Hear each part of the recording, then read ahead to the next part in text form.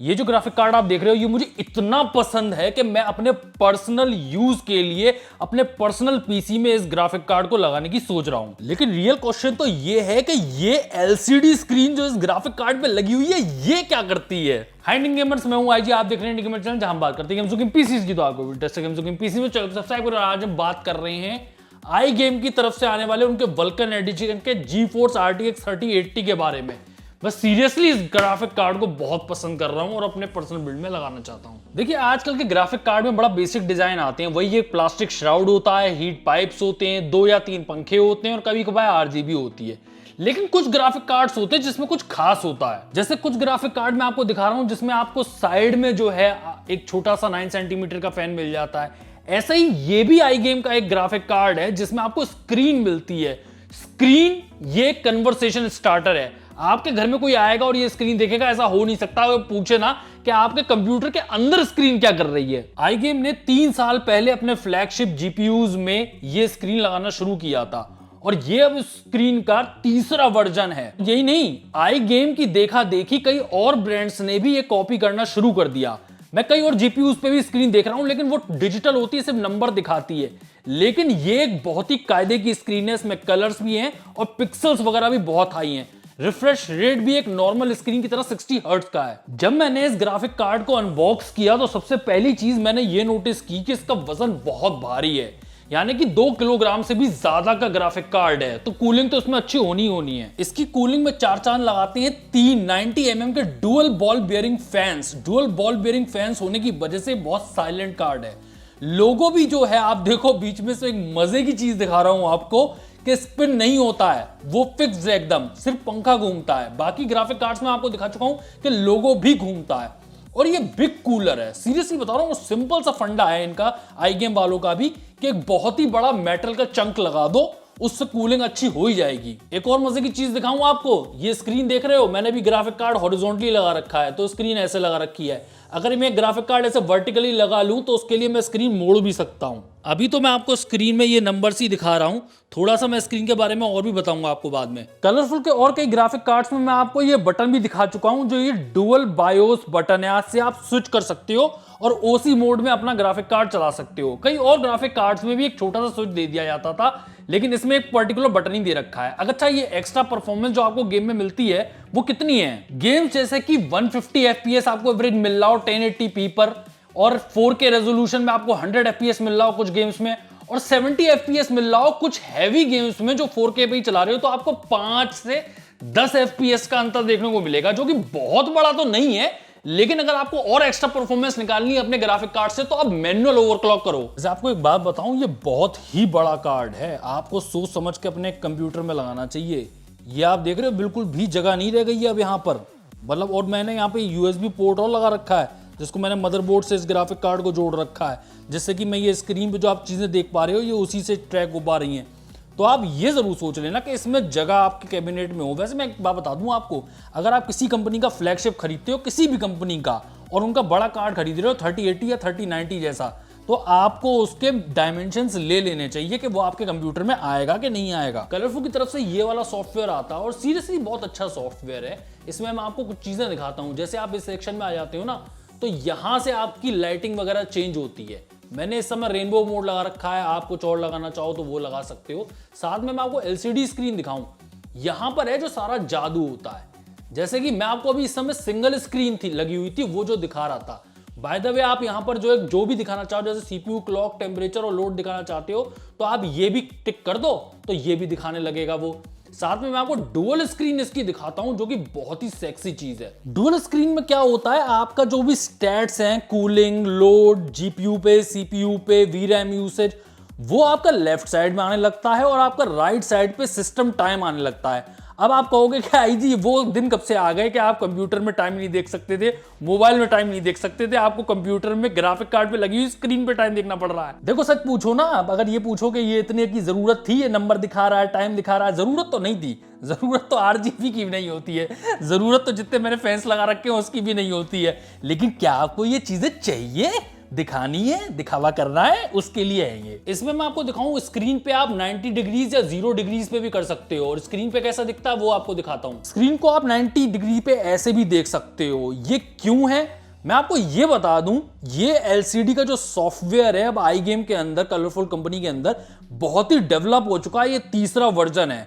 मैं तो आपको ये कह रहा हूं कि चौथे वर्जन में क्या होता है वो देखना है। बाय द वे, इस स्क्रीन के बारे में आपको थोड़ा और बता दूं, इसका रेजोल्यूशन जो है स्क्रीन का वो 480p by 128 है। यानी कि अगर आप मोबाइल पे लो रेजोल्यूशन में वीडियो देखते हो 144p पे या फिर 240p पे, तो ये उसी साइज की है। और दूसरा 60 हर्ट्ज का इसका रिफ्रेश रेट है, इसलिए जितने भी इसमें एनिमेशंस हैं वो बड़े स्मूथ नजर आते हैं। ये सॉफ्टवेयर भी MSI आफ्टरबर्नर की तरह सारा सब कुछ ट्रैक करता है। आई गेम वल्कन जो है वो कलरफुल का फ्लैगशिप जीपीयू है और मैं आपको अब इस पे कुछ गेम्स चला के दिखाता हूं। चलिए देखते हैं असैसिन्स क्रीड ओडिसी में ये कितने फ्रेम रेट निकालता है 4K पे। मैं आपको सेटिंग्स भी दिखाई दे रहा हूं, अल्ट्रा सेटिंग्स पे चला रहा हूं मैं।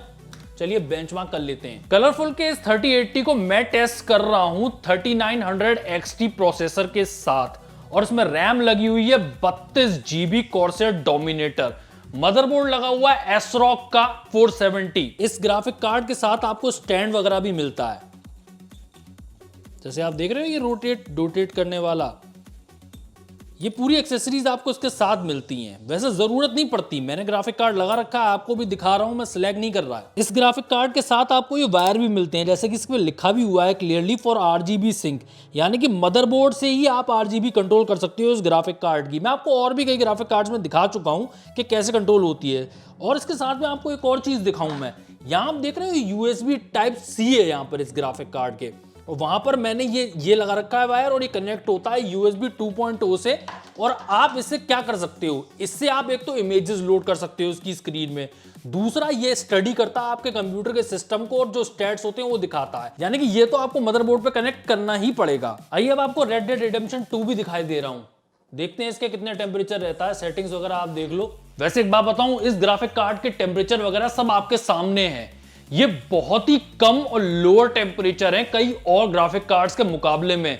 और मैं आपको एक बार दोबारा बता दूं, कई बड़ी कंपनीज के जैसे Asus हो गई, गीगाबाइट हो गई, जोटेक वगैरह और भी कई हो गई, उनके मुकाबले में कलरफुल या फिर कई और कंपनीज भी जैसे हैं, उनके ग्राफिक कार्ड सस्ते पड़ते हैं। और सस्ते होने के साथ साथ ये आपको कुछ एक्स्ट्रा भी देते हैं, जैसे कि इस ग्राफिक कार्ड पर आपको एक स्क्रीन मिली है। और कूलिंग की बात करो तो एक बहुत ही बड़ा मेटल का चंक मिला है कूलिंग के लिए। साथ में एक और आपको मैं बात बता रहा हूं, जो इसके फैंस हैं उस पे जो है लोगो जो है वो स्टेबल रहता है, जो कि कई ग्राफिक कार्ड्स में नहीं देखने को मिलता है। तो आपको एक बार स्टडी करनी चाहिए सारे ग्राफिक कार्ड्स के बीच में। और मैं आपको पर्सनली एक बार दोबारा बताना चाहूंगा कि ये ग्राफिक कार्ड मुझे सीरियसली बहुत पसंद आ रहा है और मैं अपने पर्सनल बिल्ड में इसे लगाने की सोच रहा हूं। मैं एक और बात बता दूं आपको कि ये जो है इतना बड़ा ग्राफिक कार्ड है, ऐसा लगता है इसने इस चैम्बर को भी डिवाइड कर दिया है। ये डुअल चैम्बर कैबिनेट है और उसको भी ऐसा लग रहा है डिवाइड कर दिया, तो अब ये ट्रिपल चैम्बर कैबिनेट बन गया है। मैं बेंचमार्किंग बहुत देर से कर रहा हूं और आप देख सकते हो लगातार ये गेम रेड डेड रिडेम्पशन 2 मैंने कई और ग्राफिक कार्ड्स पे भी आपको चला के दिखाया है, लेकिन इसमें आप देखो 67 डिग्री सेल्सियस के ऊपर नहीं जा रहा है। लेकिन मैंने जाते हुए देखा है तो 68 69 तक जाते हुए देखा है। ये काफी ठंडा चलता है ग्राफिक कार्ड कई और कंपनीज के ग्राफिक कार्ड के मुकाबले में। चलिए मैं आपको कुछ चीजें बताता हूं जो मुझे बहुत ही बुरी लगी। एक तो मैं आपको हमेशा कहता हुआ आया हूं, जब भी मेरे पास ये वल्कन कार्ड्स आते हैं तो इसका फोंट मुझे बहुत ही बुरा लगता है। जब पहली बार वल्कन का ग्राफिक कार्ड आया था तो उनका पोस्टर निकलता है, वो मैंने आपको अनबॉक्स करके दिखाया था, तो वो पढ़ने में ऐसा लग रहा था वल्चर लिखा हुआ। मतलब जब इंग्लिश नहीं पढ़ पा रहे हो आप तो ऐसे फोंट को इस्तेमाल नहीं करना चाहिए। खैर कंपनी की मर्जी, ऐसा फॉन्ट इस्तेमाल करती रहे। दूसरी मैं आपको बताऊं, जैसे ये ग्राफिक कार्ड है, ये USB मुझे लगानी थी मदरबोर्ड पे। जो ये साइड वाली USB है ना Type-C, ये जो मदरबोर्ड पे मैंने कनेक्ट कर रखी है जिससे कि ये ग्राफिक कार्ड की स्क्रीन पे रीडिंग्स आती रहे। अब आप ये समझो USB 2.0 को ये यूज कर रही है। मैं अपने मदरबोर्ड में, मेरे मदरबोर्ड पे सिर्फ 2 ही है USB 2.0 हेडर। किस किस को दूं मैं? कैबिनेट के जो ये फ्रंट पैनल जो होता है उसके लिए भी एक चाहिए USB 2.0। जो ये कॉर्सेर का मैंने AIO लगा रखा है इसको भी चाहिए USB 2.0। और मैंने जो PSU लगा रखा है उसे भी चाहिए USB 2.0। और मुझे याद नहीं आ रहा एक और चीज लगी हुई है इस कंप्यूटर के अंदर जैसे और चाहिए USB 2.0। तो मैं इतने सारे USB 2.0 कहां से लेके आऊं? और मैं आपसे आज अपने दिल की एक बात कहना चाहता हूं जो मैं कई और ग्राफिक कार्ड्स के वीडियो में भी कहना चाहता था लेकिन कह नहीं पाया। आप ये देखो, ये जो हमेशा वायर्स होती है ना, ये बहुत ही बुरे लगते हैं। इतने खूबसूरत ग्राफिक कार्ड्स आते हैं मेरे पास, लेकिन ये जो फ्रंट केबल होती है ना, ऐसा कबाड़ा कर देती है उस पूरे लुक का। वैसे आप कह सकते हो कि जो केबल मॉड की केबल्स आती हैं जी वो लगा लो, मैं तो साफ बता रहा हूं कि ऐसी भी केबल नहीं। एक दिन का इंतजार करते हैं जब आपको मदरबोर्ड से ही 300-400 वॉट की पावर मिल जाया करेगी। अभी तो फिलहाल मदरबोर्ड से आपको 75 वॉट की पावर मिलती है, बाकी पावर आप पीएसयू से खींचते हो। एक तो मैंने आपको दिखाया आरजीबी इसके फैन के पास मिलती है, दूसरा आरजीबी का सेक्शन ये है।